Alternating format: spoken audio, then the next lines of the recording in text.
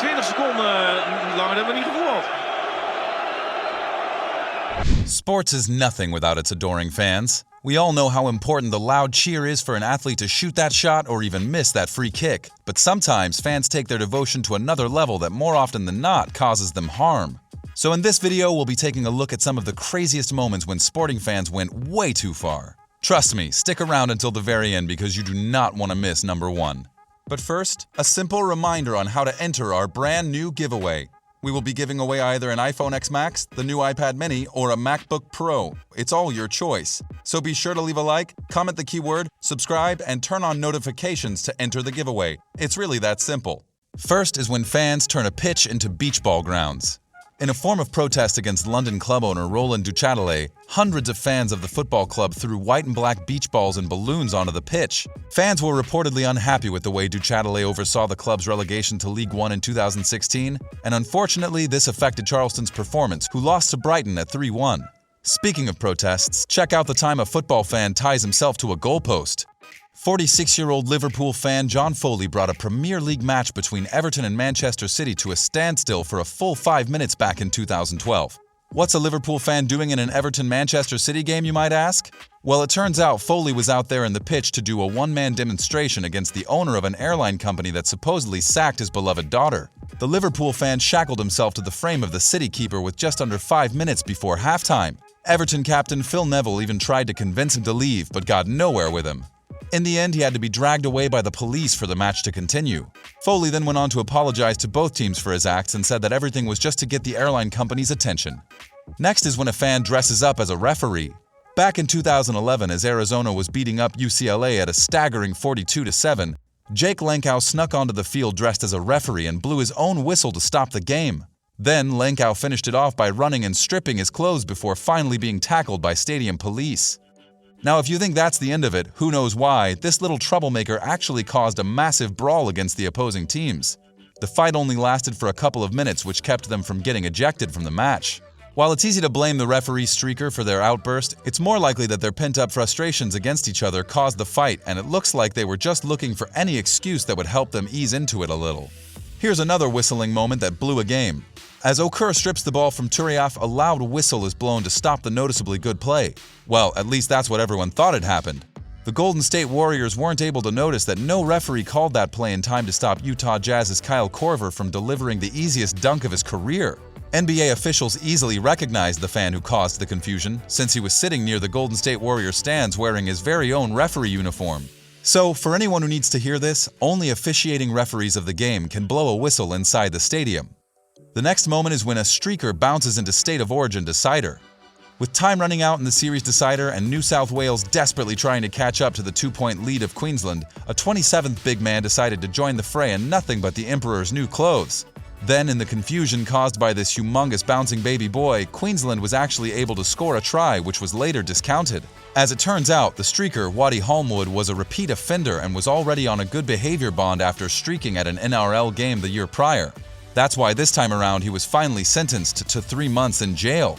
New South Wales criticized Holmwood and streaking in general for it no longer being just a gag but an actual threat to the people on the field, while Queensland, who actually won the game, were understandably more forgiving. How about some more streakers?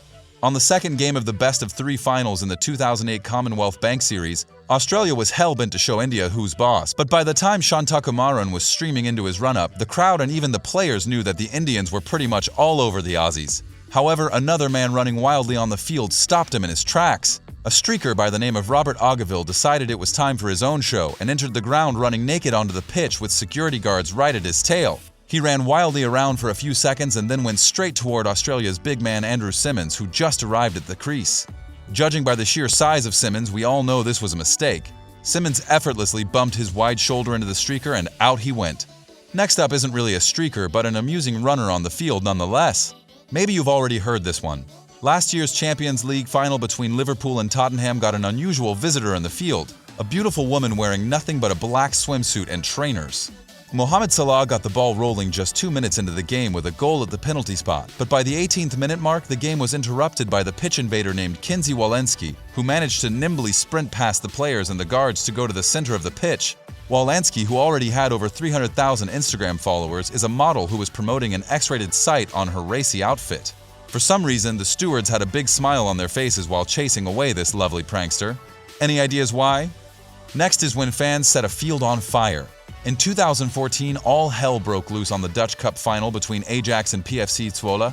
This came directly after Ajax's Ricardo van Rijn gave his team the lead with a fantastic long-range shot by the corner. Then, just moments later, fans from the opposing team pelted the pitch with fireworks and smoke bombs of white and red, which delayed the game for about half an hour. Once the game resumed, the fans yet again threw objects at the field, which pretty much annoyed the players and almost made Ajax coach Frank de Boer abandon the match. Unfortunately for Ajax, this obviously affected their play, with the game ending 5-1 in favor of Zwolle. The next crazy fan on our list decided he needed to help his beloved team by ferociously grabbing the opposing player to keep him from returning the ball. This happened back in 2011 at the championship game of the American Conference between the Jacksonville Sharks and the Georgia Force. The Sharks fan was conveniently seated at the front row end zone where Georgia Force return man CJ Johnson was standing and grabbed him by the face. While this risky move cost his team a 15-yard penalty, he also got high fives from Jacksonville Sharks players and was even cheered on by other fans around him. Lucky for him, this move might have given the Sharks enough spark to win the American Conference title at 64-55. I'm all for fans getting a chance to meet their favorite teams, but this one's a little uncalled for. Next, we have the road accident. This one's technically not caused by a fan, but by a TV station wanting to make good entertainment for the fans at home watching the Tour de France. In 2011, Johnny Hoogerland and Juan Antonio Flecha were knocked into a barbed wire fence by a passing media car. Now, because of the brutal crash, Hoogerland was never the same again. He had to live his life with a lasting back pain and insomnia, and put an end to his bid to win the mountain journey, which he had won until the 9th stage, the same stage where the accident happened. Hoogerland finished the entire tour despite his injuries and even rides to this day. Next is when mom joins the fray. We're all familiar with stage moms in the realm of the entertainment industry and sometimes even in sports, but Tony Wilson's mom is kind of a notch higher than the rest of them, since she actually went inside the ring to help out her losing son. How did this unfold? Well, at the light heavyweight match between Wilson and previously undefeated British boxer Steve McCarthy, it was fairly obvious that the opponent was already winning. McCarthy was unyielding as he threw a flurry of shots at the cornered Wilson. But before the referee could call him the winner, Mama Wilson stepped up into the ring and attacked the poor boxer with her shoe, which caused bloody cuts on McCarthy's head. For some reason, the referee decided not to forfeit the match and instead declare Wilson the winner via TKO. Because of the unfair judgment, fans shouted and booed at Wilson and his mother. Even the security guards showed no mercy at the woman and dragged her out of the ring by her hair. Fights also broke out, which resulted in many people sustaining injuries, but no arrests were made. When a fan tries to snag authentic merch, we all know that it's not right to steal. But some people, because of their love for their idols or because of their sheer stupidity, think it's okay to get their favorite players' items. In 2013, this Bulls fan thought it was wise to snatch the headband that was still on the head of then Heat sensation LeBron James as he was headed for the locker after a loss in Chicago. He did not get the headband, but he did get an icy cold glare from King James himself. Maybe he was just trying to get the spoils of war, but why on earth would you think it's okay to do that to a man as big as LeBron? And speaking of stupid moves, we now have Ty Domi retaliating to fans after they threw debris on him after being sent to the penalty box early in the third period of the game between the Maple Leafs and the Philadelphia Flyers. He simply squirted one of them with water, which prompted another fan, Chris Falcone, to charge directly at the penalty box.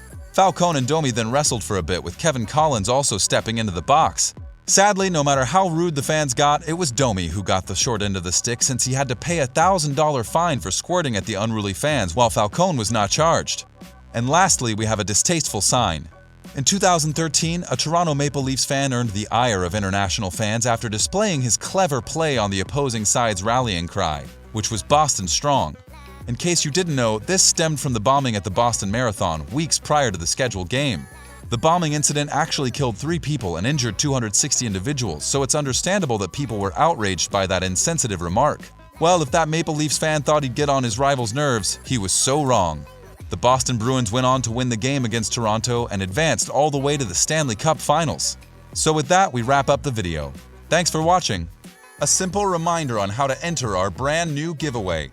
We will be giving away either an iPhone X Max, the new iPad mini, or a MacBook Pro. It's all your choice. So be sure to leave a like, comment the keyword, subscribe, and turn on notifications to enter the giveaway. It's really that simple.